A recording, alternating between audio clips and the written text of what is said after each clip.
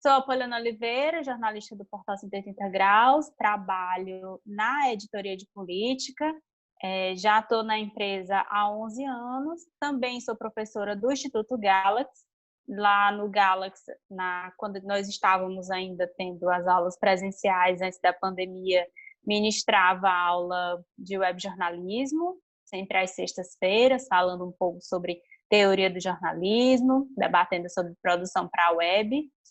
E aqui no nosso curso, em parceria com a ABEP, nós estamos tendo esse momento para debater um pouco sobre política, né? Para quem ainda não assistiu às nossas aulas iniciais, que essa é a nossa 10ª aula já do nosso curso, você pode ir no canal da ABEP, lá no YouTube, certo?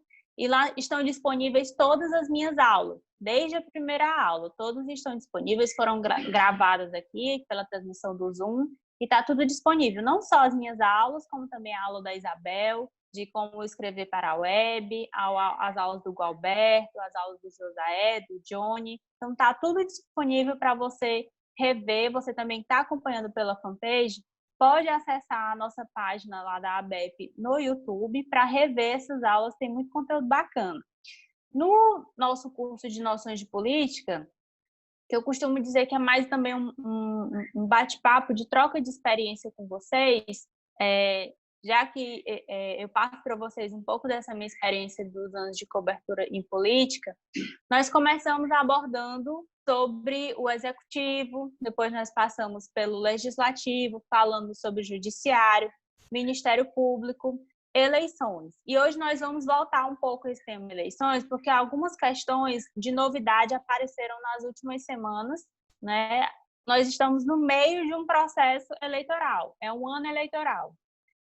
Apesar da pandemia, todos nós sabemos que as eleições estão mantidas, foram adiadas, mas estão mantidas, nós estamos em plena pré-campanha, alguns pré-candidatos exacerbando nas suas atividades de pré-campanha, né? Alguns, inclusive, descumprindo as normas de distanciamento social, fazendo reuniões, mas nós estamos nesse processo, né? Quer queira ou quer não, nós temos que acompanhar esse processo eleitoral. E algumas questões foram apresentadas nas últimas semanas, algumas novidades, outras nem tanto, outras que são do processo.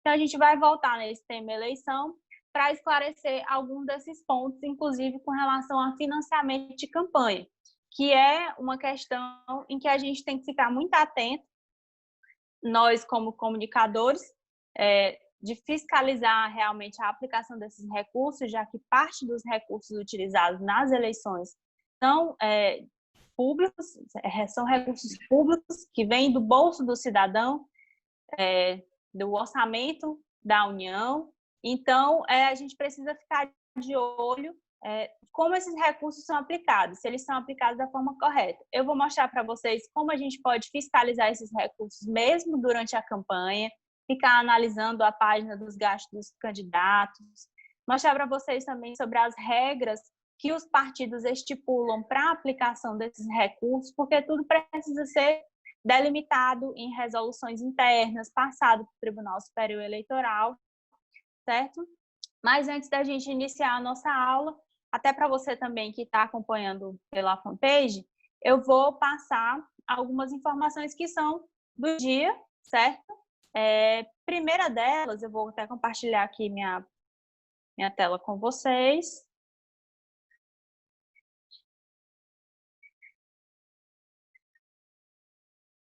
Por favor, anfitrião, libera meu compartilhamento.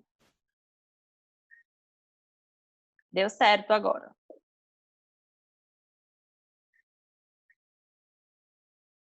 Já está aparecendo aí minha tela para vocês? Nós estamos na página do 180 graus. A Andressa me confirmando que sim.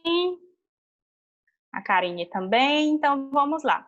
A notícia que vocês estão vendo aí, foi anunciada hoje, é justamente sobre o fechamento em termos, fechamento parcial da Assembleia, que já tinha retomado suas atividades presenciais e decidiu suspender.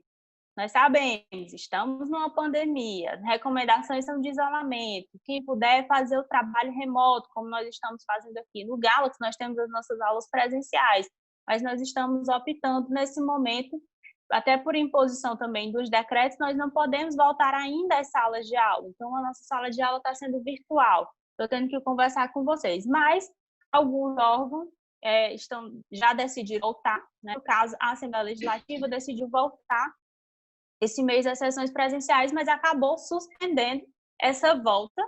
E por quê? Porque deputados testaram positivo para o novo coronavírus, né? Nas primeiras sessões já que nós tivemos a confirmação de casos de parlamentares que testaram positivo. Na semana passada, nós tivemos o caso do deputado Georgiano Neto, do PSD, que testou positivo, ele está, inclusive, fazendo tratamento em São Paulo. E já ontem, mais um deputado confirmou que está com a doença, que é o deputado Júlio Arcoverde, presidente estadual do Progressistas, também está com Covid-19. E ele esteve ontem na sessão, participou de uma sessão com os colegas parlamentares, e era, inclusive, uma sessão de homenagem ao deputado Carvalho, que faleceu vítima de um infarto, e ele estava tendo uma solenidade lá e o parlamentar estava lá. Não sabia ainda que estava doente, mas aí depois à tarde foi confirmado o diagnóstico da doença. Então, tem essa insegurança ainda sobre o retorno dessas atividades. Lá na Câmara de Vereadores também, a gente já tem casos de vereadores que testaram positivo para a Covid. A vereadora Terezinha Medeiros, do PSL, testou para a Covid e já foi afastada das atividades, mas a casa segue com o seu trabalho presencial. A gente vai ver e acompanhar nos próximos dias como é que vai ser o comportamento da Casa Legislativa, se eles vão mudar essa questão de suspender as sessões presenciais. E outra questão também, que é do dia, já entrando um pouco no tema da nossa aula, é sobre a decisão do TSE de vetar a biometria nas eleições. Então, nessas eleições, não vai ter aqueles sistemas de biometria que a gente chega na sessão eleitoral, para quem já está cadastrado, de colocar o dedinho lá para confirmar a identificação, justamente por conta de recomendações sanitárias. A gente sabe que, através do contato, as mãos podem ser vetores de contaminação do vírus, a gente passa a mão no rosto, no olho, pode estar alguma secreção, acaba colocando numa superfície, depois outra pessoa vai lá e toca. Então, por conta dessas recomendações sanitárias e até mesmo para diminuir o tempo dentro das salas eleitorais, das sessões eleitorais, decidiu-se por não utilizar da biometria, porque aí o tempo de espera é menor e as pessoas se aglomeram menos nos locais de votação. Então, eu trouxe para vocês essas duas notícias aí do dia, para vocês ficarem também atualizados sobre o que está acontecendo no processo eleitoral e também aqui na parte política em relação às casas legislativas. E até uma observação, assim, nesse caso lá da Assembleia, quando confirmou que o deputado estava com Covid, eu lembrei só da cena dos jornalistas entrevistando, muitas mãozinhas entrevistando o deputado que estava que havia testado positivo. Então, é um ambiente que gera insegurança, né? A gente sabe que da essencialidade do trabalho de jornalista, a gente sabe da importância do trabalho do parlamentar, de estar na atuação no parlamento, mas ainda é uma situação que, ao que se vê, é um pouco insegura, até em alguns casos é muito insegura. E a gente já vai entrar aqui no tema da nossa aula.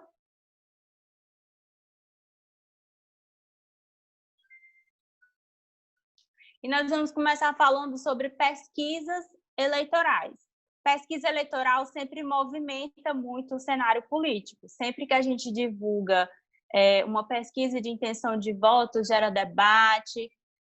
Os pré-candidatos a gente está na situação de pré-candidatura, isso gera uma repercussão, divulgação, repercussão desses resultados nas redes sociais dos pré-candidatos. Então, a gente sabe que pesquisa eleitoral e também nos municípios pequenos, em Teresina tem uma certa repercussão e nos municípios pequenos, às vezes, as pesquisas são decisivas, né? E acirram os ânimos muito mais. Então, o que rege as pesquisas eleitorais no processo?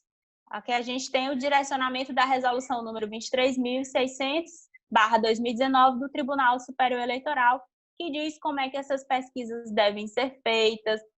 Eu vou trazer para vocês só os principais pontos, mas lá tem todos os pormenores, você pode acessar na página do TSE essa resolução. Um Googlezinho rápido, você já encontra essa resolução. Ou então você vai naquela página que eu mostrei para vocês de normas e documentação lá do TSE, e você também encontra essa resolução completa e você verifica as regras para você que é pré-candidato, que está me acompanhando. Então, você consegue ver todas essas regras muito claramente lá nessa resolução. Então, a primeira coisa que a gente precisa saber sobre pesquisa eleitoral é que nós estamos em ano de eleição e, portanto, essas pesquisas, para serem divulgadas, elas precisam estar registradas na Justiça Eleitoral. A Justiça Eleitoral tem um sistema, o Sistema de Registro de Pesquisas Eleitorais, certo? Que ele, é lá que a gente cadastra os dados, a gente que eu falo, no caso, os institutos de pesquisa. Os institutos de pesquisas vão lá, colocam todos esses dados, que eu vou já dizer para vocês quais são, e após 5 dias desse registro, que é gerado um códigozinho, TSE, aí tem um númerozinho de 5 dígitos, é 6, se não me engano, /2020, aí tem esse número, significa que a pesquisa está registrada, ela foi colhida os dados e está registrada. Só após 5 dias desse registro, desse cadastro no sistema da Justiça Eleitoral, é que essa pesquisa pode ser publicada. Então, nada de estar publicando por aí pesquisa que não seja registrada. Você que é blogueiro, você que trabalha no seu município, que é correspondente, então, sempre que se você receber uma pesquisa para divulgar de um pré-candidato no município, ou de um grupo político, de um partido político, verifique primeiro se essa pesquisa tem registro antes de divulgar, porque isso pode implicar em algumas penalidades que a gente vai já dizer quais são. Então, quando vai se registrar uma pesquisa, quais são as informações que a gente deve publicar lá no site da Justiça Eleitoral? As informações que são pedidas são do contratante, quem foi que contratou, quem foi que pagou por aquela pesquisa, quem foi que encomendou, o valor e a origem desses recursos, mesmo que esses recursos tenham sido próprios, mesmo que a pessoa tenha pago por essa pesquisa, precisa informar o valor e a origem desses recursos. A metodologia, como é que foi realizada essa pesquisa, os dados de plano amostral, que são informações sobre gênero, idade, o grau de instrução, o nível de confiança, margem de erro, todas essas informações precisam ir junto no plano amostral. Sistema de verificação interno, como é que o Instituto faz para garantir que esses dados sejam autênticos, que não haja nenhum tipo de fraude, que comprove realmente que as pessoas foram entrevistadas, não foram só formulários que foram preenchidos dentro de uma sala para tentar burlar o processo. Então, tem que se comprovar como é que acontece esse sistema de verificação. Também tem que apresentar o questionário que foi aplicado ou que vai ser aplicado, porque às vezes o Instituto registra pesquisa, mas só vai realizar depois que ele registra. Então, já para deixar bem próximo da data de divulgação, porque tem alguns institutos que já têm sistemas de tecnologia que permite você faz a coleta de dados pela manhã, no final da manhã, se todos os entrevistadores tiverem concluído os relatórios, você já consegue gerar ali um resultado, porque o sistema é todo informatizado. Então, dá para primeiro fazer o registro e depois fazer a coleta dos dados, das informações, né, das entrevistas. E também tem que trazer as informações do local, no caso o estado, onde foi feita a pesquisa e quais cargos se referem ao levantamento. Se for uma pesquisa para presidente, para prefeito, para vereador, então isso precisa ser informado na hora de solicitar o registro da pesquisa.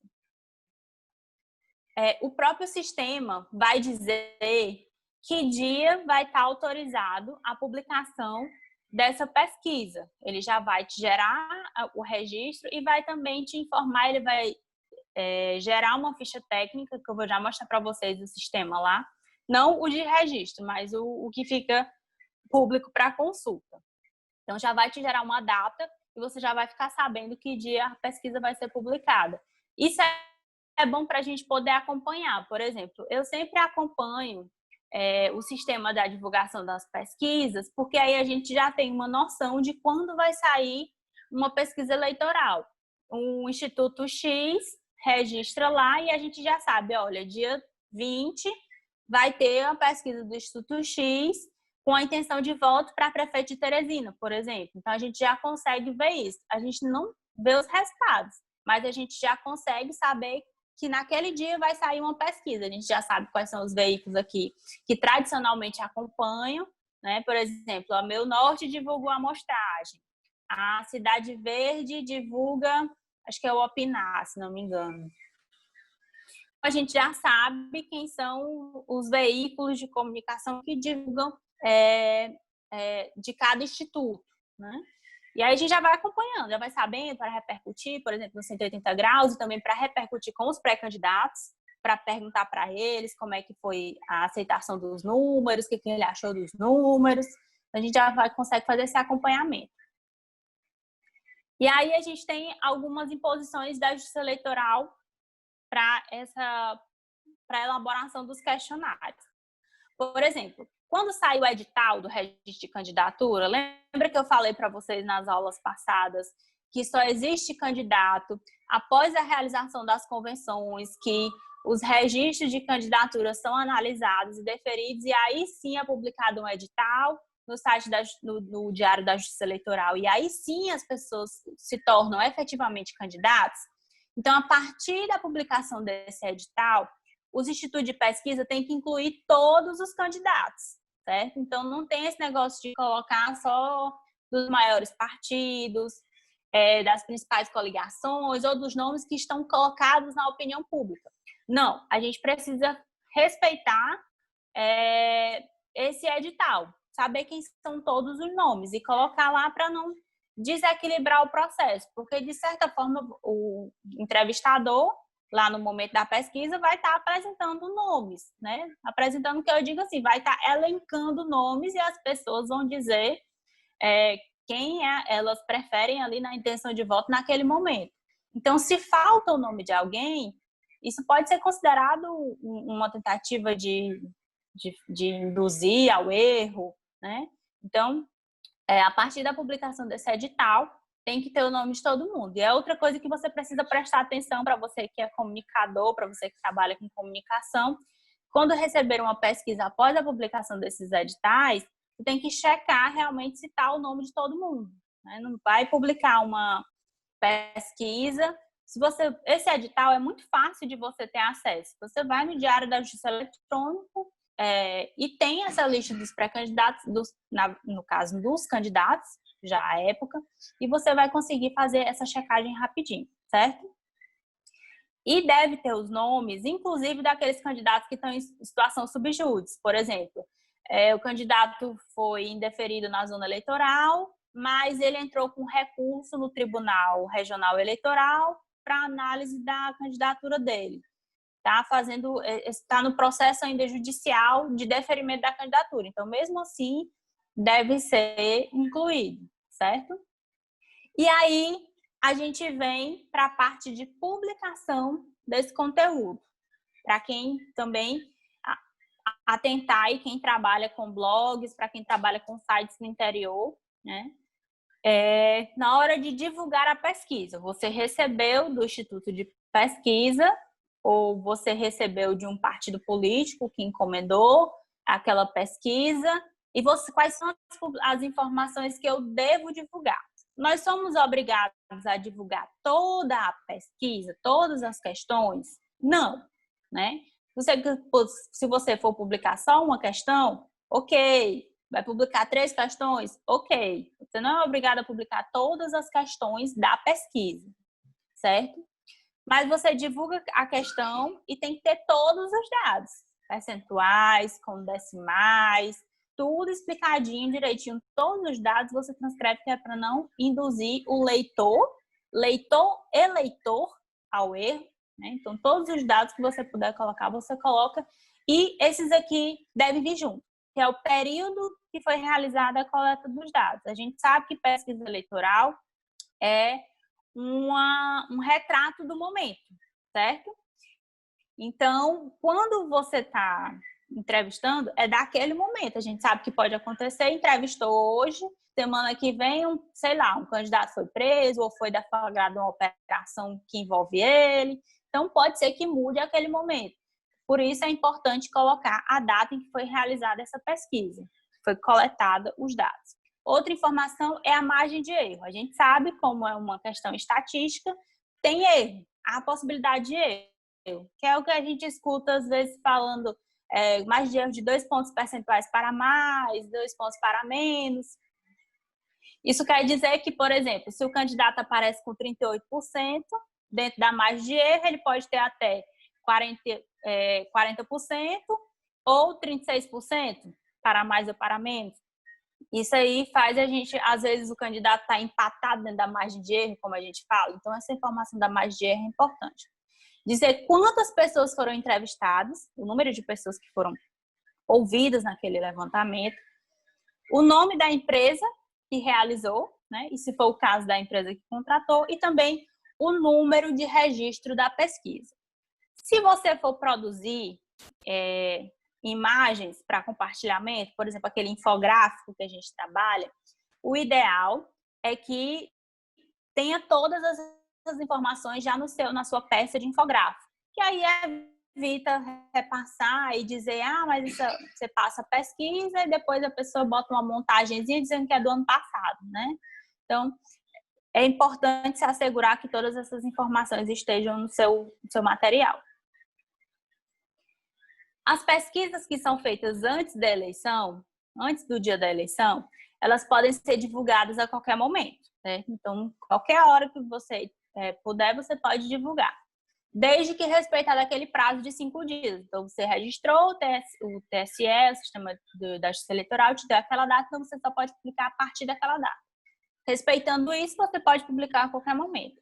Agora, tem a chamada, o caso da boca de urna, que é aquela pesquisa que se faz no dia da eleição. E ela, geralmente, a gente tem o instituto que é o IBOP, que é um dos mais tradicionais do país, faz essa boca de urna, é divulgada, inclusive, na TV Globo, sempre é muito aguardada essa pesquisa de boca de urna, porque ela meio que te dá uma perspectiva de qual vai ser o resultado. Pode errar, óbvio, é falível, são números, é estatística. Pode errar, mas ela é muito aguardada.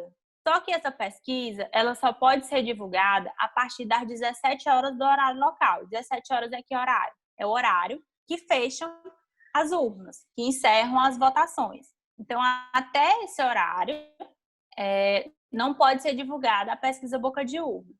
Isso no caso dos estados, municípios, para vereador, para prefeito, esse horário precisa ser respeitado. No caso da eleição para presidente, o que acontece?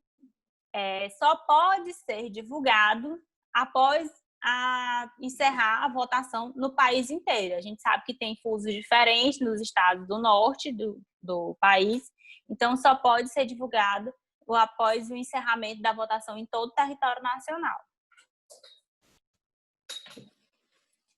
Aí eu trouxe para vocês o artigo 13º, artigo 13 da resolução, que diz o quê? Esse artigo. Que os partidos políticos e coligações e candidatos podem solicitar na Justiça Eleitoral, certo? E também o Ministério Público, candidatos, partidos e coligações podem ir à Justiça Eleitoral solicitar o acesso ao sistema de controle interno das pesquisas. Gerou uma dúvida do partido, esse instituto está querendo enganar. Um exemplo. Então, os partidos podem solicitar, e os candidatos, que tenham acesso ao sistema de controle de verificação dessas pesquisas, e coleta de dados, saber como foi feito, ter uma amostra aleatória das planilhas, de como é que foi feito. Então, isso é assegurado mediante decisão da Justiça Eleitoral. Os partidos podem ingressar na Justiça fazendo esse pedido. E como eu falei para vocês, as pesquisas elas geram essa repercussão e também elas são colocadas como informações dentro do horário eleitoral. Sempre, claro, o candidato que está ali beneficiado, né, que está aparecendo em primeiro lugar ou em segundo lugar e está crescendo, pega esses dados e divulga no horário eleitoral. Então, geralmente a gente vê o candidato Filipinho, vou botar o Filipinho, o candidato Filipinho está liderando nas pesquisas, enquanto o candidato B, né, não fala o nome do outro candidato. E o candidato C também está lá atrás nas pesquisas, não sei o quê, todo aquele discurso publicitário de campanha eleitoral e não cita o nome. Então, na resolução é dito que não é obrigatória essa menção. Agora, se o candidato, um está com 40, o outro está com 35, vocês estão me vendo aí na câmera, e o gráfico está assim, com essa distância, a gente percebe que há uma clara intenção de distorcer esses números. Então, distorcer gráficos, colocar animações que possam induzir o eleitor ao erro, isso não pode ser utilizado na hora da divulgação. Mas essa questão de não divulgar o nome não tem nenhum tipo de problema. E aí tem a questão da impugnação das pesquisas, que é quando justamente há uma espécie de questionamento, seja pelo partido, seja pelo Ministério Público, e aí tenta-se evitar a divulgação dessa pesquisa, porque supõe-se que ela vai beneficiar um candidato A, B ou C. Então, o Ministério Público, candidatos e partidos e coligações podem pedir a impugnação do registro dessa pesquisa e também pedir que elas não sejam divulgadas. O pedido deve ser protocolado por um advogado, né, e autuado no processo judicial eletrônico. A Justiça Eleitoral pode decidir tanto pela suspensão da divulgação, como pela inclusão de algum tipo de esclarecimento na hora que essa divulgação for feita pelo veículo de comunicação ou pela página do partido, não sei, dependendo de como vai ser divulgado. E aí, lembra que eu falei para vocês das penalidades? Artigo 17 da resolução. O que ele diz? A divulgação de pesquisa sem prévio registro das informações constantes, no artigo 2º da resolução, que é aquelas informações que eu falei para vocês, sujeita o quê? A multa no valor de salgada, R$ 53.205 a R$ 106.410. Então, para você que trabalha com comunicação, que tem seu blog, que você não tem um grande apoio de um veículo de comunicação grandioso, então é muito complicado pagar R$ 53.000 ou R$ 106.000. Então, todo o cuidado na hora de fazer esse tipo de divulgação. É crime divulgar pesquisa fraudulenta e também é punível com detenção de 6 meses a 1 ano e multa que também vai de R$ 53.000 a R$ 106.000. Aí, de acordo com as irregularidades, podem ser penalizados tanto a empresa como o órgão veiculador. Então, o Instituto de Pesquisa ou o portal ou o blog, eles podem ser penalizados simultaneamente, certo? Os responsáveis pela publicação da pesquisa não registrada ou em desacordo com a legislação, inclusive o veículo de comunicação, poderão arcar com as consequências da publicação, mesmo que esteja reproduzindo. Então, digamos que você pegou, a pesquisa saiu no 180 não, a gente não divulga pesquisa fraudulenta. Você colocou pegou a pesquisa de um site qualquer, um site X. E essa pesquisa foi dada como fraudulenta. Aí você colocou também no seu blog, colocou no seu portal lá no interior. Você também vai ser penalizado caso seja constatado que a pesquisa seja fraudulenta, certo? Então, cuidado. Mesmo reproduzindo, mas a matéria não é minha. Todo cuidado é pouco. É vedada, a partir da data prevista no artigo 36 da Lei 9.504/97, que data é essa? É a data do início da propaganda eleitoral. É quando está autorizada a propaganda eleitoral, que com aquela mudança que foi aprovada no Congresso, ficou para o dia 26 de setembro. Então, a partir do dia 26 de setembro, não pode o quê? A realização de enquetes relacionadas ao processo eleitoral. E o que é que, para a resolução, é uma enquete?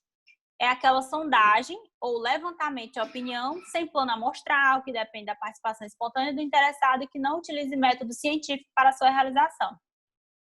Quando apresentados os resultados que possibilitem ao eleitor aferir a ordem dos candidatos. Que, no caso, é aquela enquete que você faz no Facebook. Não tem? Aquela opçãozinha de enquete que tem? Enquete no Twitter.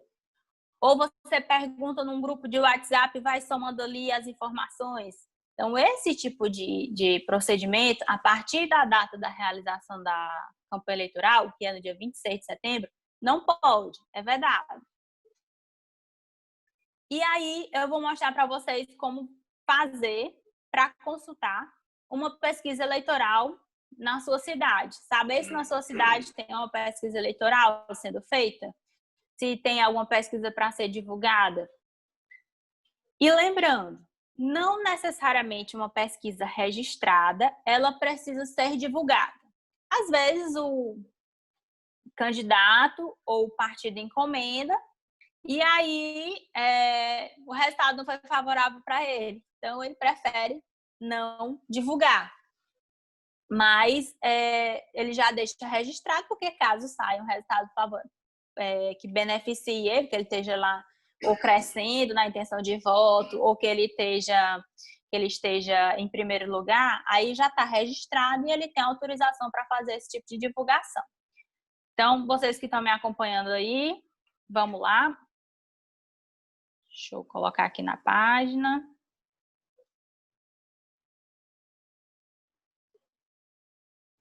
Só procurar aqui qual é a página.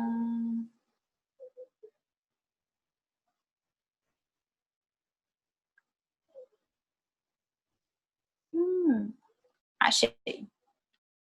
Então, esse aqui, vocês estão vendo aí? Tá tudo ok? Tá aparecendo para vocês? Querem que eu aumente um pouco mais para visualizar? Tá dando para visualizar aí? Daniel e o Thales dizem que tá ok. Então, vamos lá. A gente vai ver agora quais são as pesquisas registradas mais recentes aqui no estado do Piauí. Você consegue acessar essa página pelo TSE. Então, você vai lá, TSE, na aba Eleições, aba Pesquisas Eleitorais, consultas a pesquisa registrada. É esse caminho que está aqui, ó, bem no topo da página, certo? Aí você vai aqui, acessou pesquisas eleitorais, consulta a pesquisa. Você vai selecionar a primeira eleição. Nós estamos na eleição municipal de 2020. Vou selecionar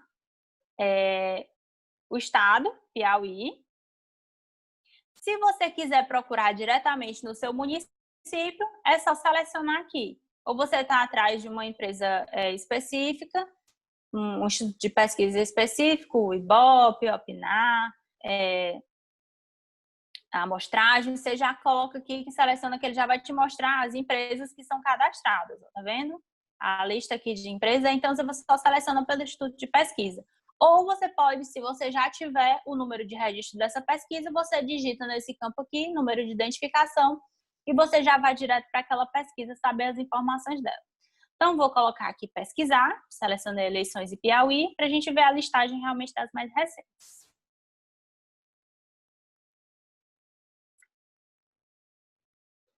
Está carregando.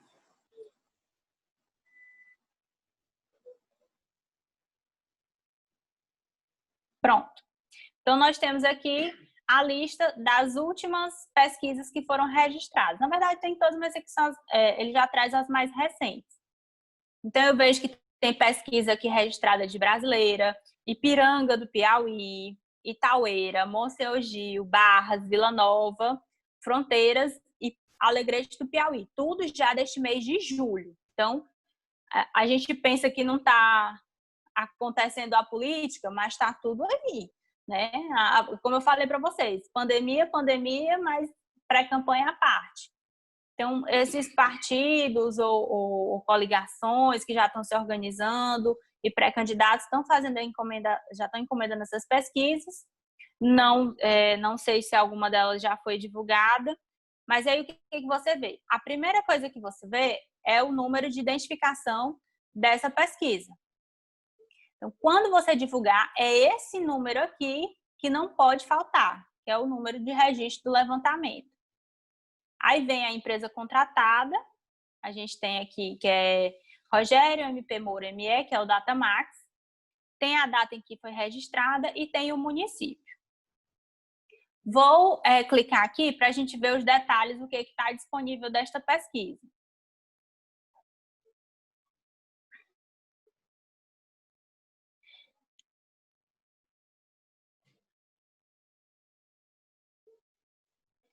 Vou aumentar aqui para melhorar a visualização de vocês. Vou dar um zoom.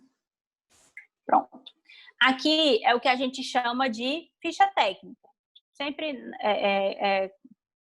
palavreado comum na nossa redação é a ficha técnica da pesquisa. E aqui já traz todas aquelas informações que eu falei para vocês que são obrigatórias na hora da gente publicar a pesquisa. Já me traz o registro, que tem PI 07017/2020, a data do registro da pesquisa, que foi no dia 13 de julho. Os cargos, é uma pesquisa para prefeito e vereador. A data em que ela pode ser divulgada. Essa pesquisa pode ser divulgada a partir do dia 19 de julho. Então, antes disso, mesmo que o Instituto já tenha o resultado em mãos, ele não pode fazer a divulgação deste levantamento. Certo? O prazo é a partir do dia 19. Se ele quiser divulgar 0 hora e 1 minuto do dia 19, ele pode, certo? Antes disso, não. A empresa contratada, que é o Datamax, o número de entrevistados, nós temos aí 256 entrevistados. A data em que a pesquisa iniciou, dia 11, e ela terminou também dia 11. Então, foi feita num dia só a coleta dos dados. Tem informação do estatístico, o registro, contratante e valor. Não teve contratante, então o valor. Então, esses dados já estão lá. Veja aqui, tá vendo os dados que eu falei para vocês sobre tem a metodologia da pesquisa. O plano amostral também já está aqui com essas informações, né, que traz aqui sobre escolaridade, quantos tem ensino médio, a faixa etária, os dados, o sistema de verificação e os dados do município, que são os bairros onde foram realizados. Aí tem zona urbana, aí tem centro, estação, Fonte das Palmeiras. Então, os bairros onde foi feita a coleta dessas informações. E a gente consegue ver aqui o questionário da pesquisa. Nessa página, não vai dar para você ver o resultado. O resultado está com o contratante e está com o Instituto de Pesquisa. O que nós podemos ver aqui é o questionário. Quais perguntas foram feitas, mas nós não temos aqui um resultado. Mas pelo menos você já vai saber que perguntas foram feitas, né? E a gente coloca aqui em visualizar. E você vê, acho que já carregou aí, e você vê as perguntas que foram feitas pelo Instituto de Pesquisa, como é que foi esse questionário. Todas essas informações são públicas e você pode acessar no site do TSE a qualquer momento. Certo? Então, você pode ir lá visualizar, olha, quando é que vai estar a pesquisa no meu bairro. E, às vezes, a questão no meu bairro, na minha cidade, desculpa. E aí você já meio que divulga uma notinha, olha, vai sair pesquisa tal, dia tal, já tem instituto que encomendou. Isso pode ser, você pode publicar no seu blog já para o pessoal saber que você está de olho, né? Isso, cobrando a pesquisa. Deixa eu só um instantinho aqui. Alguém aqui na listagem reconheceu sua cidade aí?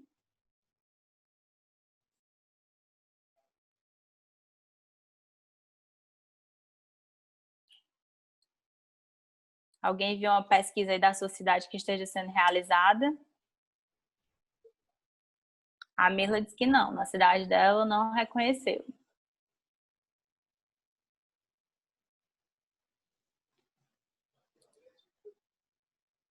O André também é André. Tem um TH diferente.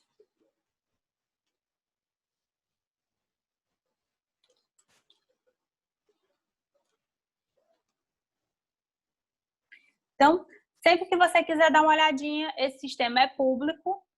Você pode acessar o site, página do TSE. Essas informações, elas podem ser divulgadas, você pode fazer uma nota, mas é como eu falei para vocês, o resultado da pesquisa não vai sair aqui, nesta página. Não tem como você acessar os números, saber quem está em primeiro, saber quem está em segundo. E isso só quem detém essas informações é o contratante e o Instituto de Pesquisa. Então, nem adianta ir naquela página atrás dessas informações que não vão estar disponíveis.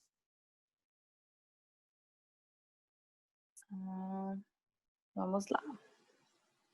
Vou voltar aqui meu compartilhamento. Toda vez eu me embanando.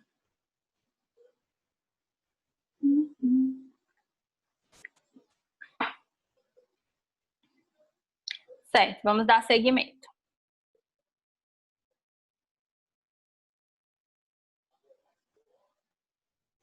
Deixa eu ver bem teu celular rapidão. Outro tema que é também muito importante é sobre a arrecadação dos recursos de campanha. Essa parte de arrecadação, ela está prevista onde? Está prevista na resolução número 23.607/2019 do Tribunal Superior Eleitoral. Da mesma forma, você pode encontrar todas essas informações lá na página do TSE. Está tudo público lá também na mesma página de normas e documentações.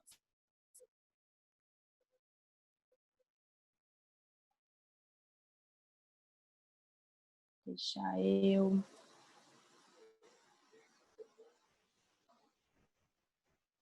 só concluir bem que o compartilhamento da nossa live. Eu estou compartilhando aqui nas páginas. E se você puder ir também lá no nosso Facebook do 180 Graus para compartilhar a live, certo? Vamos dar seguimento.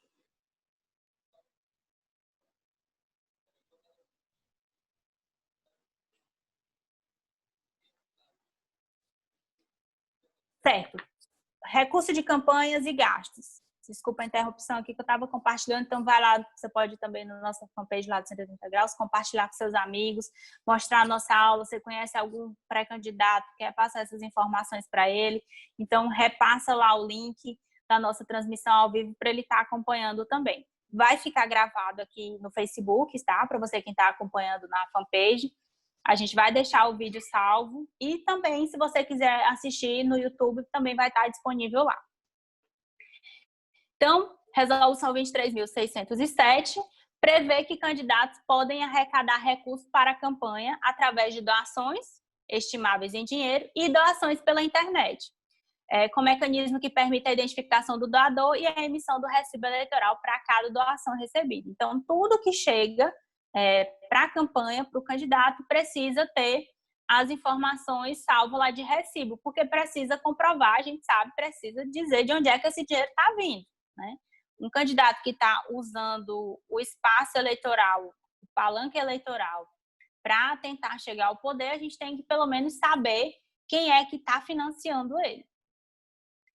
E para fazer uma campanha, tem que ter um limite de gastos. Não pode simplesmente gastar mundos e fundos, porque isso vai deixar a disputa desigual.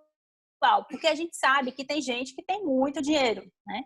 Pessoas, apesar de que as doações de empresas estão suspensas ou não são mais permitidas, mas a gente sabe que tem gente que tem muito dinheiro, que é empresário, que é rico, que é candidato, tem muitas posses, e que não deslegitima o candidato, óbvio, né? Se ele tem uma condição melhor, não vai deslegitimar ele no processo, mas isso pode desfavorecer outros candidatos que não têm tantos recursos.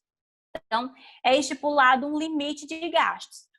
Que limite é esse? Para a campanha de prefeito e vereador, se pega o limite de 2016, corrigido pelo IPCA, que é o Índice Nacional de Preços ao Consumidor Amplo, e considera também o número de eleitores. Então, cidades que têm um eleitorado maior acabam tendo um limite de campanha maior.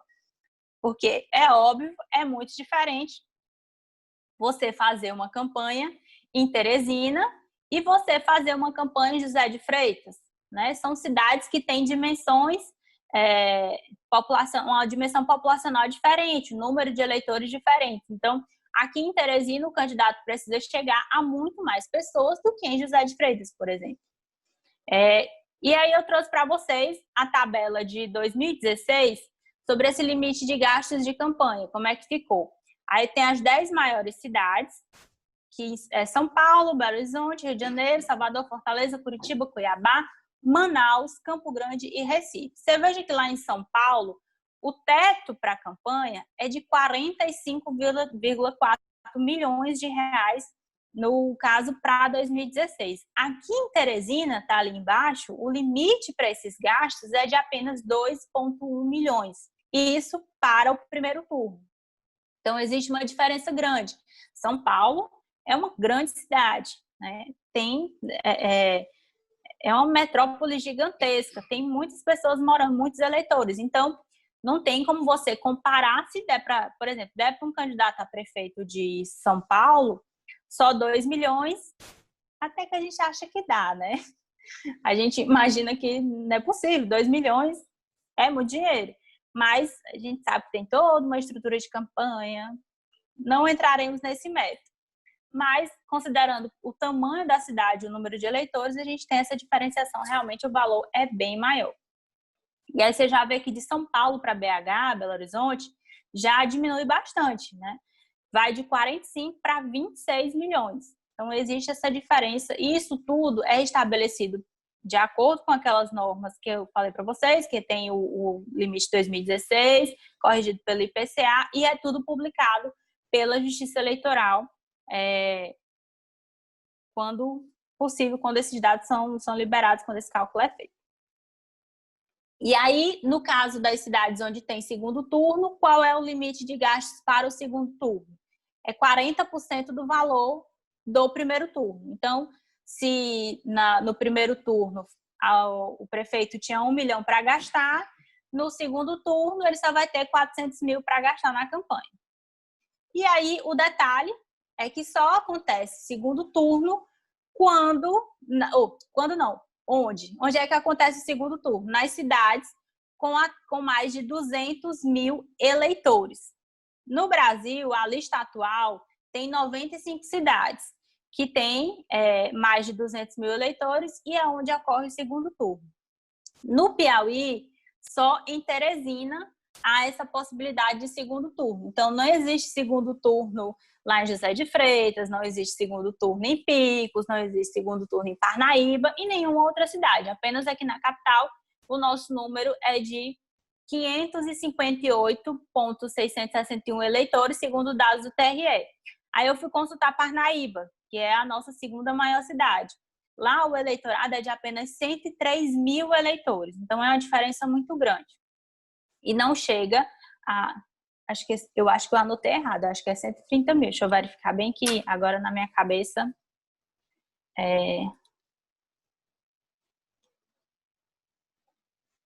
Vou consultar aqui. Aí a gente já se certifica.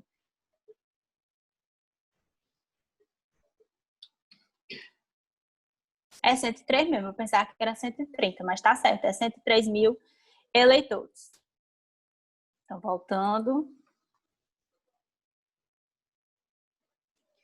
E gastar além dos limites estabelecidos, sujeita o responsável ao pagamento de multa de até 100% da quantia que exceder, né, ao limite estabelecido, e pode, como eu falei para vocês, a questão do abuso de poder econômico. Vocês se fazer do seu poderio econômico, da sua condição financeira, para se beneficiar no processo eleitoral e torná-lo desigual.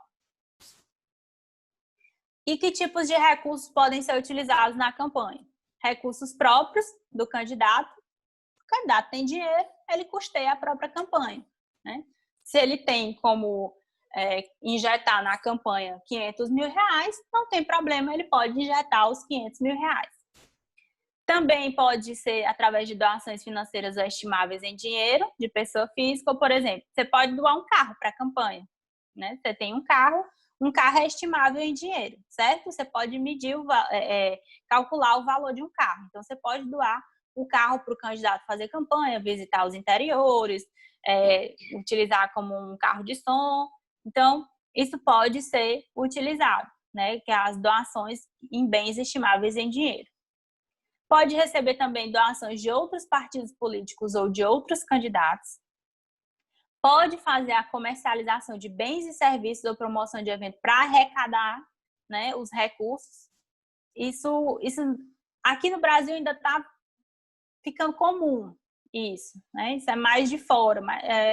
Fora do Brasil, a gente tem mais facilmente esses eventos de campanha de arrecadação. Mas, nas últimas eleições, a gente tem visto muito os jantares, com ingressos a R$150, ingressos a R$200, R$300.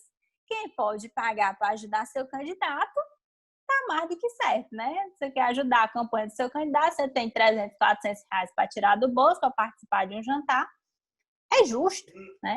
E aí é uma forma também do candidato arrecadar recursos para a sua campanha. Isso está se tornando mais comum aqui no Brasil.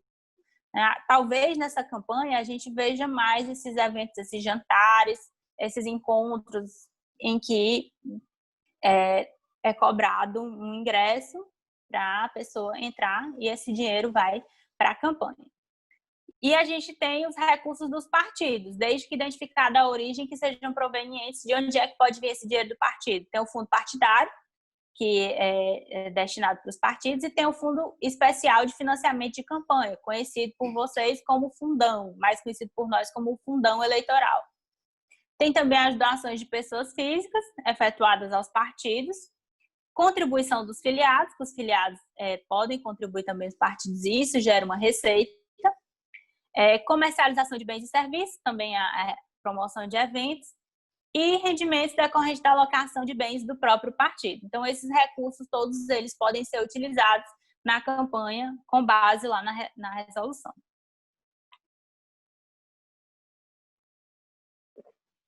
E aí, a grande questão do fundo eleitoral.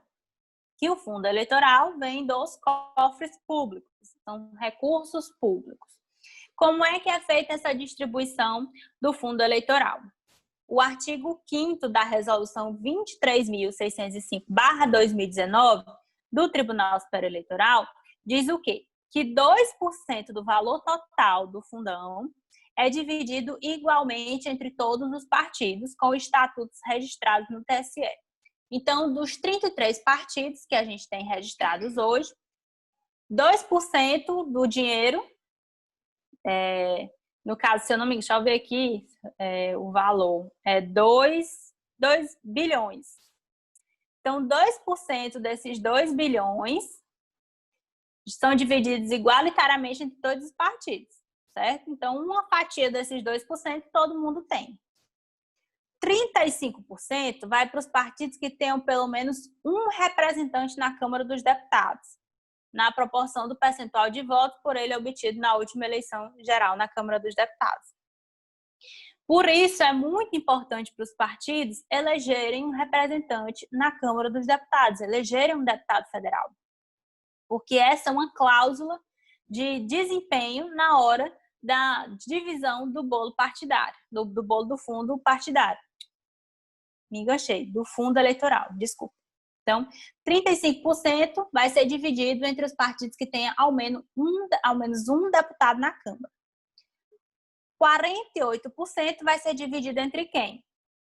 Na proporção do número de representantes da Câmara do Deputado, consideradas as legendas dos titulares. E tem ali o item 4, que é 15% vai ser dividido entre os partidos na proporção do número de representantes no Senado Federal, considerando as legendas dos titulares. Então, quanto maior a bancada, quanto mais deputados e senadores você tem lá no Congresso Nacional, você, no caso, você partido, a legenda, enquanto mais representantes ela tem lá no Congresso, maior o bolo do fundão que ela vai receber para fazer essa campanha.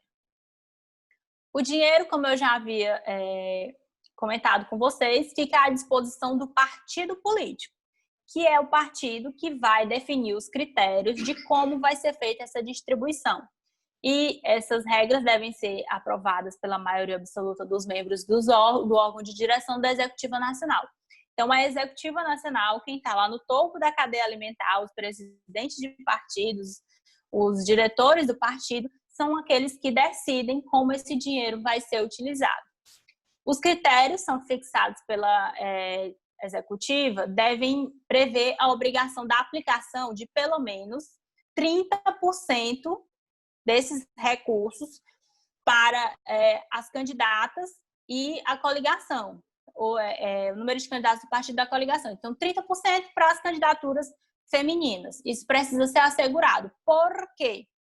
Porque o que se via antigamente era que esse dinheiro só ia para as candidaturas dos homens, candidaturas masculinas, e a participação feminina no pleito eleitoral, apesar de nós sermos maioria na população, na representação na população, as mulheres não tinham tanto acesso a esses recursos na hora de fazer a campanha eleitoral. Então, estipulou-se esse mínimo de 30% que precisa ser obedecido na hora da distribuição desse fundo eleitoral. Só que acontece o quê? Às vezes, os 30% vai para uma candidata só, como a gente já viu na campanha passada, né? O partido pegou todos os 30%, o foco era eleger aquela candidata e o dinheiro todo foi só para ela. As outras candidatas não tiveram essa divisão, porque como a gente vai ver aqui, é muito subjetiva essa definição dos critérios do partido. Os diretórios nacionais, só reforçando, eles vão distribuir de acordo com os critérios deliberados. E para que o candidato tenha acesso a esses recursos do fundo eleitoral, ele deve fazer um requerimento para o órgão partidário. E aí eu vou mostrar para vocês, hoje, inclusive, saiu uma matéria no TSE informando que 5 partidos já informaram suas resoluções, as suas regras para definição da divisão do fundo eleitoral. E aí eu selecionei para vocês aqui a resolução. Não, isso aqui é depois. Essa aqui é a resolução do PP, do Progressistas. Essa é a mais recente. Foi assinada dia 24 de junho. Como vocês sabem, o presidente nacional do Progressistas é o senador piauiense Ciro Nogueira. Está aí toda a executiva que assina esse documento, inclusive 2 advogados do partido. E o que diz essa resolução? Eu vou bem aqui para o artigo 2º, já lembrando, já está estipulado aqui, vou aumentar aqui um pouquinho para vocês, para melhorar a visualização. Já no artigo 2º, a resolução do partido fala sobre a questão das candidaturas femininas, que deve ser destinado ao menos 30% para as campanhas das mulheres dentro do partido. Aí ele diz que, havendo percentual mais elevado de candidaturas femininas, o mínimo de recursos deverá ser aplicado no financiamento de campanha das candidatas na mesma proporção. E aí, como eu falei para vocês, a subjetividade da divisão desses recursos. Artigo 3º da resolução do partido diz que os recursos serão distribuídos por livre deliberação da Comissão da Executiva Nacional, diante das peculiaridades, objetivos da organização do partido nos estados e municípios, mediante critérios políticos, pesquisas eleitorais, potencial eleitoral de candidatos, candidatas ou coligações, conforme o interesse e conveniência partidária. Quem está no topo da cadeia alimentar que decide como é que vai funcionar, né? Diretório Nacional, vou repetir para vocês. se acha que a candidatura do Progressistas, de um candidato a prefeito de Teresina, por exemplo, o PP não vai ter candidato a prefeito de Teresina, mas digamos que tivesse. Se o partido tivesse uma candidatura aqui em Teresina, muito forte, com potencial de chegar, tá, em primeiro nas pesquisas, mas lá em São Luís, o candidato a prefeito do partido não está muito bem, está só lá em quarto lugar, não tem chance de crescer. E aí, o que o partido vai privilegiar? A candidatura que está melhor nas pesquisas, que tem mais potencial. Então, essa divisão, ela é muito subjetiva. O partido faz análise. Vem do Diretório Nacional, o Diretório Nacional passa para o Diretório Estadual e o Diretório Estadual passa para os diretórios nos municípios. E, assim, por exemplo, vai que o partido quer crescer mais no Nordeste, então vai, não estou dizendo só especificamente o PP, mas qualquer partido. Vai que o partido quer crescer mais no Nordeste, então ele vai destinar mais recursos para as candidaturas do Nordeste. Ou não, quero crescer mais no Norte, então vou destinar mais recursos para as candidaturas dos estados do Norte. Então, essas avaliações, elas são muito subjetivas. E eu acho que eu falei já para vocês, se não vou colocar de novo, nas eleições passadas, a gente teve alguns critérios que chamaram a atenção, inclusive da imprensa nacional, também da imprensa local, que foi até do próprio Progressistas, do próprio Partido Progressistas, com relação à situação nacional, né? Porque a gente estava, era aquele pós-processo de impeachment, né? A gente tinha aquela instabilidade política toda, e a gente tem a questão do fechamento de questão. Os partidos fecham questão em votações no Congresso, ou nas Assembleias Legislativas, ou nas câmaras municipais.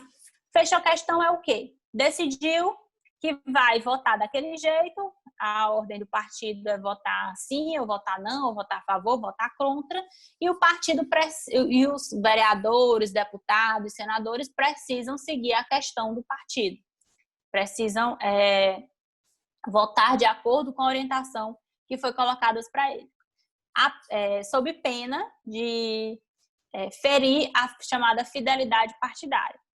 E essa questão da fidelidade partidária foi colocada pelo partido ao tempo das eleições de 2018, com algumas questões que são peculiares da gente observar.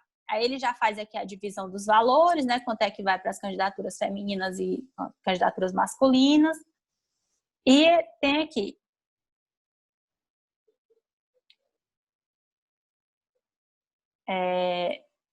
Ele coloca a lista de projetos em que o partido fechou questão, certo?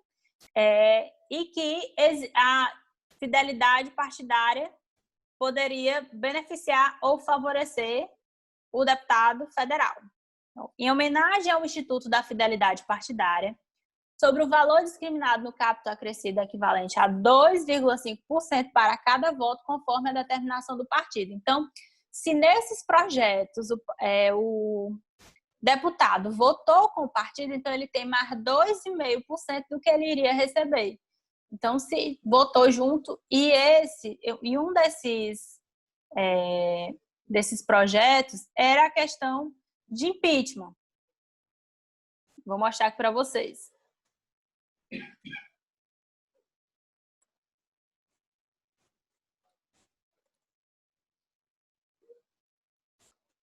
Virou matéria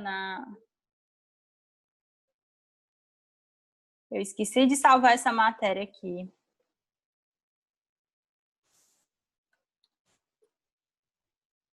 Eu vi ela hoje à tarde.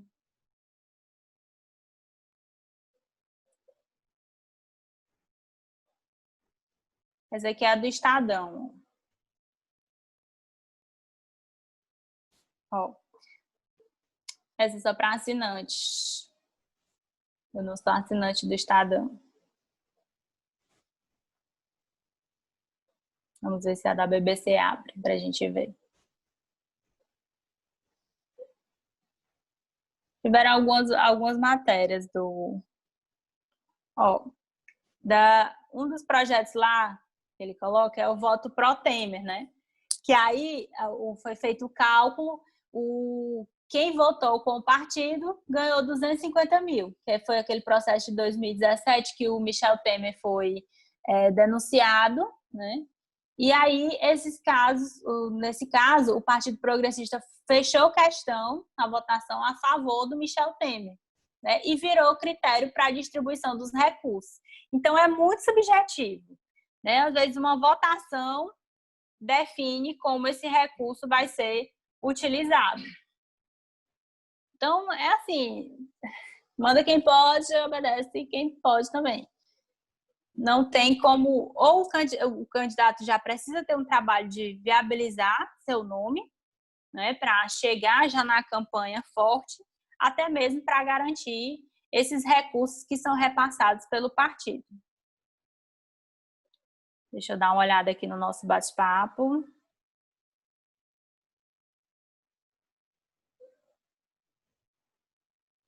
Deixa eu ver aqui.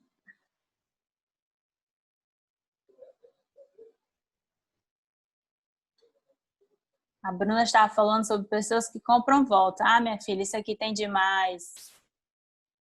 Eu espero que o povo não compre voto com remédio esse ano, nem com máscara. Partindo, aí vamos ver como é que estão os valores para esse ano. Dinheiro disponibilizado pelo Tesouro para os diretórios nacionais, né? E para esse ano, para as 33 agremiações, foi dividido 2 bilhões e 34 milhões 954 mil 823 reais e 96 centavos. É muito dinheiro. Eu não sei o que são 2 bilhões de reais. É muito dinheiro. Você imagina o que você faria com 2 bilhões de reais? E isso tudo é utilizado nas campanhas dos nossos representantes no executivo e também do legislativo, tudo isso dividido para o país inteiro. É claro que às vezes na ponta um candidato recebe R$1.000, recebe R$2.000, recebe R$500, mas tem campanha que recebe R$1 milhão, R$2 milhões, R$10 milhões. Então, de acordo com aqueles critérios subjetivos. Então, é muito dinheiro. Houve um certo debate, até mesmo para que esses recursos fossem destinados para o combate à Covid-19. Eu acho que os políticos desse país perderam uma grande oportunidade de fazer muito pelo nosso país, distribuindo-se, imagina, 2 bilhões de reais voltados para o enfrentamento da pandemia. Quantos respiradores, equipamentos, EPIs, medicamentos poderiam ser adquiridos? Pessoalmente, eu acho que foi assim eles perderam uma grande chance de mostrar que tem comprometimento realmente com o país. A gente sabe que era difícil disso acontecer. E aí, de acordo com o cálculo, quem vai receber mais é o PT. Vai receber 201 milhões para dividir entre seus candidatos, seus diretores. Em segundo, vem o PSL, que foi o partido ao qual o presidente Jair Bolsonaro se elegeu e conseguiu também, nas últimas eleições, formar uma grande bancada no Congresso Nacional. Vai receber 199 milhões. E terceiro, o MDB, que vai receber 148 milhões referente ao fundão. Aí tem 2 partidos aí que, segundo o TSE, abriram mão desses recursos. O Partido Novo e o Partido Renovador Trabalhista Brasileiro, PRTB. Então, eles disseram para o TSE que não vão querer esses recursos. Aí tem aqui a tabela completa desses recursos. Então, PSL, aí depois do PSL tem MDB, PP, vai receber 140 milhões, depois PSD, PSDB, o DEM, PL. Então, tá aqui a lista todinha, certo? Da distribuição destes recursos. Posso passar para vocês. Por que eles não vão querer os recursos? Porque eles vão custear. O Novo tem uma uma ideologia de que usar dinheiro público não é bacana, é melhor pegar o dinheiro público e investir a bem da sociedade. Então, até mesmo os parlamentares já eleitos pelo Novo, eles, por exemplo, abrem mão de salário, abrem mão de cota de parlamentar, de verba de gabinete. Então, são partidos que entendem que utilizar recursos públicos não é bacana para fazer campanha, certo? Então, eles vão atrás de outras formas de financiamento de campanha. O Danilo dizendo que é interessante. É interessante e eu acho que deveria ser exemplo para todo mundo, né? Tem uma parte aí de também... É uma forma de atrair também, né, para o partido, porque se a gente vê um partido que não quer utilizar de recursos públicos, já gera uma certa simpatia, né? Isso pode ser também uma estratégia de partido, mas é vista pelo partido, é dita pelo partido que se trata de uma ideologia, de não utilizar recursos públicos em campanha. Nem em campanha e também nem no dia a dia do parlamento, a questão dos salários, a questão de verba indenizatória, que é muito dinheiro. A gente sabe que é muito dinheiro, que dava para utilizar de N outras formas a bem da população. Então, eles têm isso. Então, são partidos que não querem utilizar porque não são a favor de utilizar recursos públicos na campanha. Falei para vocês, os partidos que já apresentaram suas regras para distribuição, além do Progressistas, tem o PL, que é o Partido Liberal, o PSL, Partido Social Liberal, o Republicanos e também o PSD, Partido Social Democrático. São os partidos que já apresentaram suas resoluções internas para a distribuição dos recursos.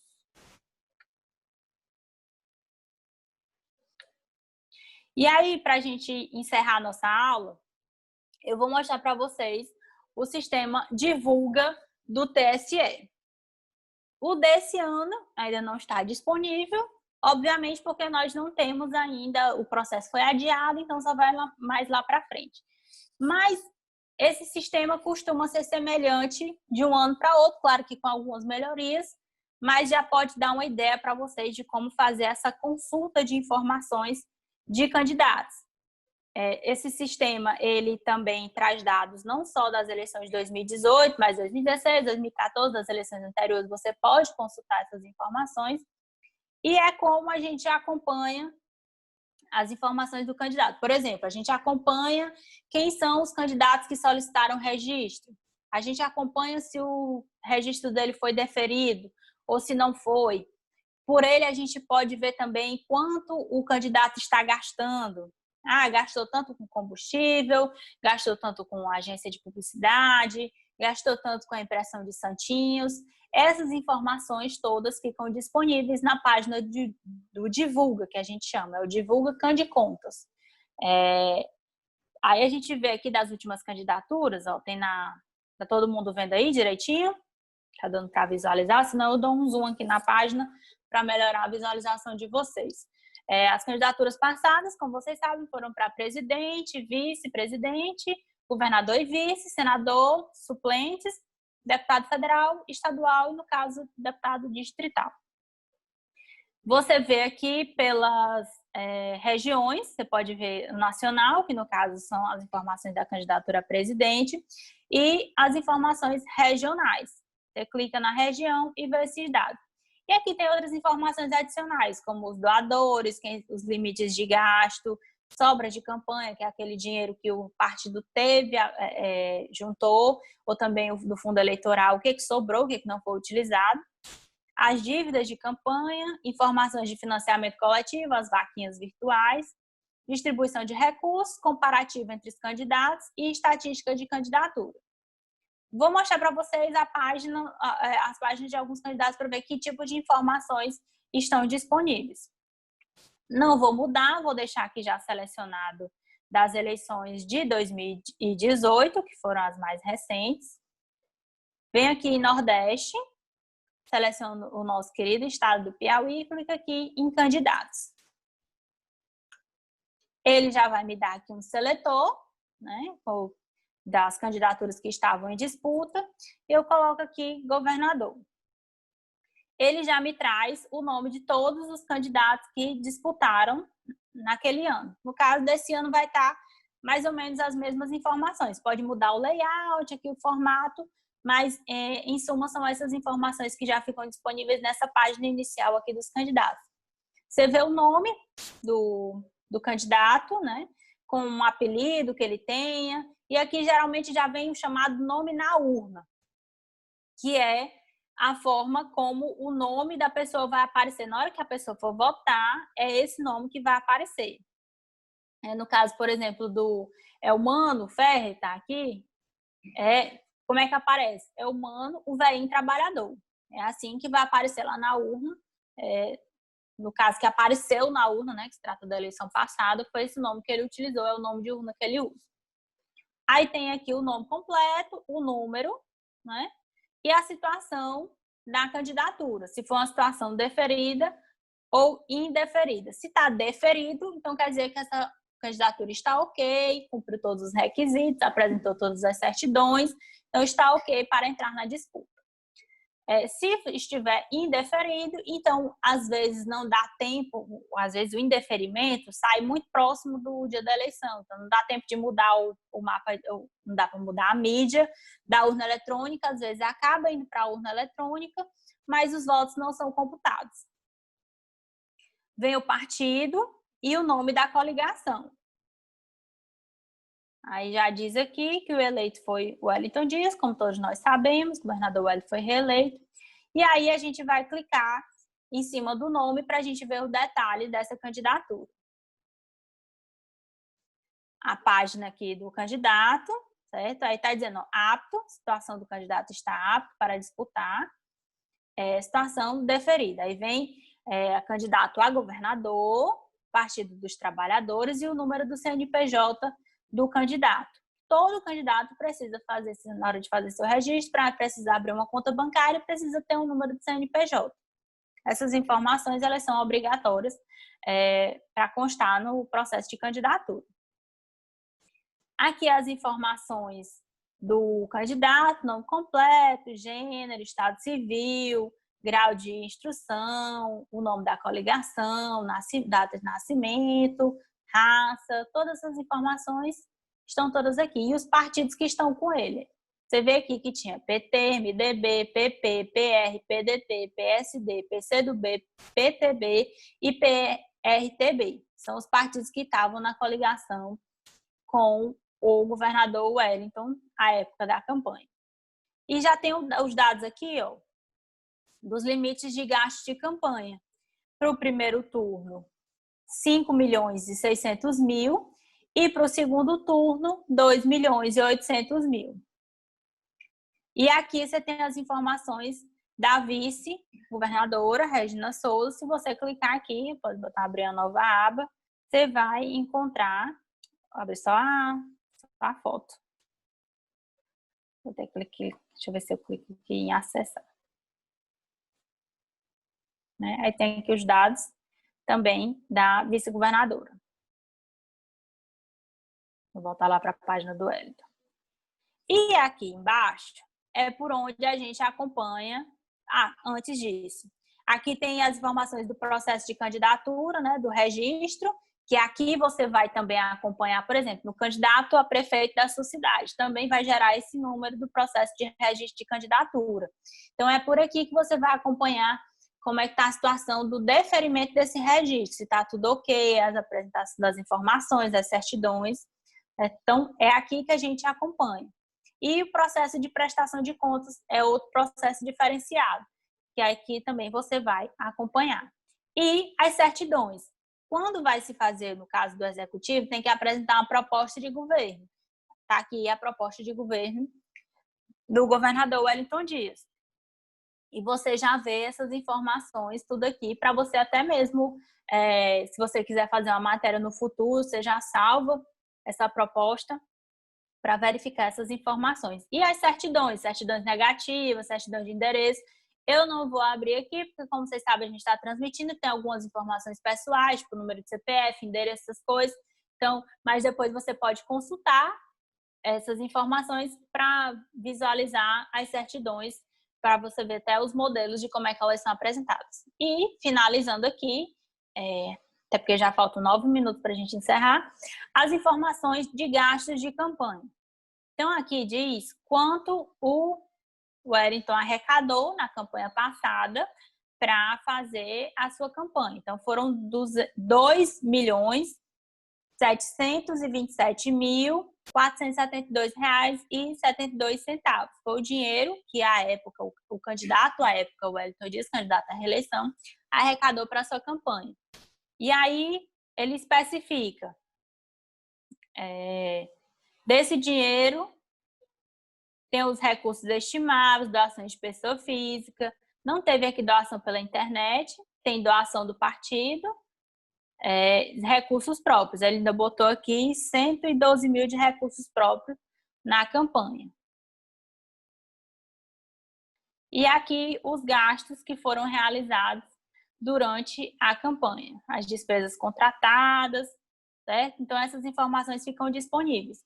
Aqui, lembrando, como eu falei para vocês, é da campanha passada, mas neste ano a gente vai ter um sistema, toda eleição a gente tem esse sistema, não fica disponível só no final da eleição, não. Então, a partir do momento em que começa esse processo de registro de candidatura, esse sistema ele já é liberado, público também, acesso livre, você pode acessar como cidadão, como jornalista, como comunicador, você pode acessar para conferir essas informações. Então, quando a gente começar esse processo nas eleições municipais, esses dados também vão estar disponíveis.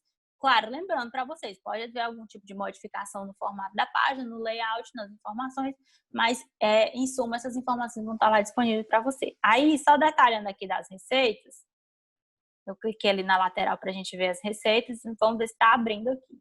À tarde eu consegui abrir, porque o sistema, como pode apresentar alguma instabilidade. E aí, aqui é todo o dinheiro que entrou para a campanha do então candidato à reeleição, Wellington Dias.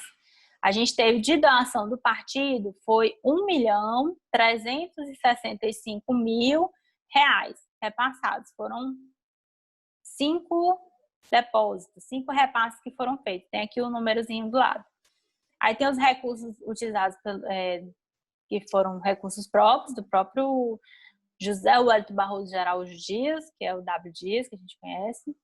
Aí tem as outras pessoas que doaram, Antônio de Souza Mesquita, Alipe José de Mello. Então, tem todos os nomes aqui que foram das pessoas que contribuíram para a campanha. A gente tem aqui os valores, o nome, os valores e a quantidade de repasses que foram feitos, né? A própria Regina Souza que fez doação. Então, fica tudo especificado aqui. Aí volta aqui para a gente ver também as despesas, que foram as empresas que foram contratadas para prestarem serviços na campanha.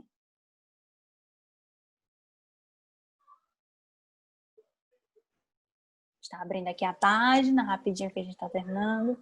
E aqui são as empresas que foram contratadas. Aí a primeira aí que recebeu mais recursos da campanha para prestação de serviço foi essa Close Audiovisual Limitada, recebeu R$600 mil para prestar serviços. Segundo, foi a SA Propaganda, que é a agência que faz comumente a campanha do governador. Nas últimas eleições tem sido assim. E aí você vê todas as empresas aqui que prestaram serviço. Se você colocar aqui, por exemplo, nessa gráfica, que se você clicar, aí você vai saber como o recurso foi utilizado. Foi para, por exemplo, tem aqui, para fazer bandeiras, né? Fazer cartazes, fazer botões, faixas em lona, convite, bandeiras, santinhos, adesivo, folder. Então, você consegue ver o que foi feito, né? E quanto se gastou em cada uma dessas demandas. E aí tem todo esse acompanhamento. Você pode ver aqui transporte, por exemplo, tem toda a locação de veículo, você diz aqui qual foi o veículo que foi locado. Essas informações também você pode conferir. Tá? É um sistema simples de utilizar. Você pode também ver aqui deputados. Vamos ver se a gente vê rapidinho aqui. Candidato a deputado federal. Vamos para um que foi eleito.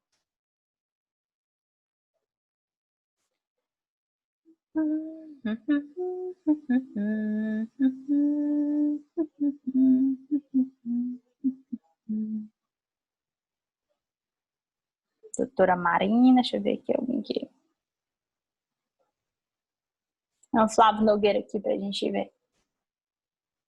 Toda a página também semelhante, o formato é o mesmo. E aqui tem as informações também do mesmo jeito dos gastos e das receitas e despesas de campanha, de onde é que veio, né? Aí do mesmo jeito, as receitas, as despesas, os extratos, notas fiscais, tudo fica aqui disponível para acompanhamento. Ah, eu tinha esquecido de mostrar para vocês lá naquela parte final, que é o ranking dos doadores, quem doou mais, né? E a concentração de despesas, quem prestou mais serviços para o candidato. Eu acho que logo nos próximos, acho que depois das convenções, eu acho que só vai sair esse divulga relativo a esse ano.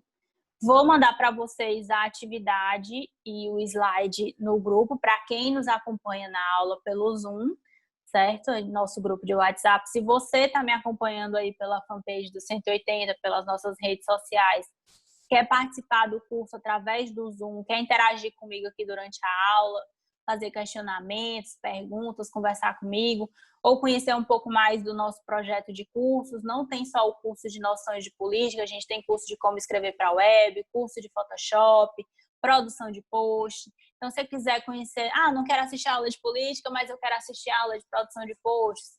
Eu quero saber um pouco mais sobre como escrever para a web. Então, você vai lá na página do Galaxy no Instagram, @GalaxyPI, ou então lá tem os nossos números, tá? Tudo ok, disponível para você pedir informações sobre o nosso curso, quer participar. E participando do nosso curso, você também vai conhecer no futuro as nossas aulas presenciais, quando nós pudermos voltar para a sala de aula física mesmo, né? Que a gente está com muita saudade de ir para a sala de aula, mas é tudo no momento certo, a gente não pode ir ainda agora, a gente tem essa consciência, porque o momento é de primeiro cuidar da saúde, mas aí a gente vai compartilhando os nossos conhecimentos, as nossas ideias, vai compartilhando aqui através das plataformas digitais, né? Foi muito bom estar com vocês hoje à noite. Estou vendo que, graças a Deus, vocês gostaram do conteúdo, né? Vou repassar para vocês essas informações no nosso grupo de WhatsApp. Quem quiser rever a aula vai ficar disponível no nosso Facebook do 180 graus e também vai ser colocado, a gente vai upar o vídeo lá no YouTube da ABEP, tá ok? Obrigada por quem ficou comigo até esse final. Uma boa noite para vocês e a gente vai se ver na próxima semana também, quarta-feira, a partir das 20h30, tá? Boa noite para vocês e espero nós aqui do Galaxy, nós da ABEP, também esperamos vocês amanhã na nossa aula, que amanhã tem mais aula. É a aula do Josaé, né? Amanhã eu fico confusa. Pandemia eu fico confusa, mas acho que é a aula do Josaé, amanhã a aula do Photoshop. Ele está aqui na aula, inclusive, com a gente. E na sexta-feira tem a aula com o Johnny, não perde, a aula super bacana, tá? E até a próxima quarta-feira. Muito obrigada a vocês.